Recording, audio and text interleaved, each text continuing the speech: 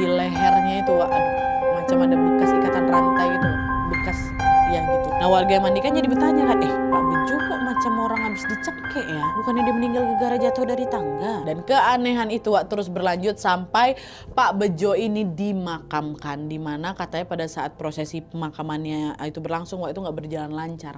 Ketika jenazah Pak Bejo ini baru mau dimakamkan, tiba-tiba turun hujan deras sekali. Sampai proses penguburan itu harus ditunda selama beberapa jam sampai nunggu hujan turun. Waktu udah mau dimasukkan. Dan setelah Pak Bejo berhasil dikuburkan pun masih ada lagi kejadian tragis yang kali ini menimpa keluarganya Pak Bejo. Ada lagi.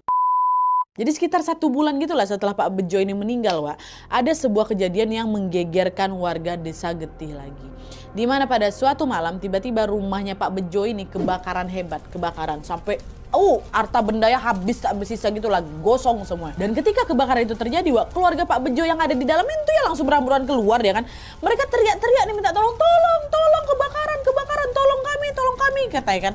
Cuman anehnya, meskipun mereka sudah berteriak minta tolong, Wak, ada banyak sekali saksi di desa Getih itu yang mengatakan tidak ada satupun dari mereka atau tidak ada satupun dari warga di sana yang mendengar teriakan mereka malam itu. Jadi malam itu tuh mereka seolah tersihir gitu loh, Wak, dan tertidur lelap gitu sampai mereka nggak dengar suara apapun. Warga tuh baru sadar besok paginya tuh mereka udah bangun tidur. Dan disitulah mereka baru tahu kalau rumah Pak Bejo itu mengalami kebakaran hebat, bahkan sampai udah gosong semua ya, Wak, terbakar semua ya. Pokoknya setelah penumbalannya itu gagal, Wak, Pak Bejo sama keluarga ini mengalami kesialan berturut-turut.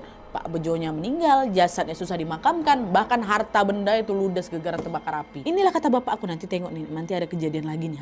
Inilah dia. Tapi meskipun sudah menyaksikan rentetan tragedi mengenaskan yang menimpa Pak Bejo dan juga keluarganya akibat pesugihan, Wak, kabarnya warga dari desa Getih masih juga melakukan hal yang sama, Nadia.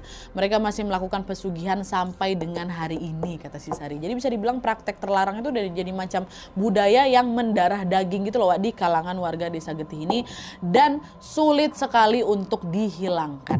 Astagfirullahaladzim. Miris ya, Wak. Ada loh ternyata desa yang kayak udah pesugihan tuh jadi rahasia umum aja di sana. Untung nggak tinggal di situ kita. Oke, Wak, jadi itu tadi cerita Sari yang mengalami kejadian tidak biasa ketika dia berkunjung di desa yang hampir seluruh warganya katanya melakukan pesugihan. Kisah ini bikin aku nggak habis pikir pastinya, Wak. Kok ya ada gitu loh orang-orang yang selalu bersaing, mau terlihat kaya sampai harus melakukan pesugihan gitu loh. Kenapa lah mereka itu bisa senekat itu demi mendapatkan status sosial yang sebenarnya juga nggak penting-penting kali. Banyak juga mungkin orang nggak peduli ya kan. Daripada harus bersaing lewat pesugihan, mending aku cabut dari desa itu kalau misalnya aku tinggal di situ. Betul. Aku nggak mau jadi pelaku pesugihan, nggak mau juga jadi korban tumbal di situ karena toksik ini desa ya nih. Dan lagi-lagi kisah ini tentunya menjadi pengingat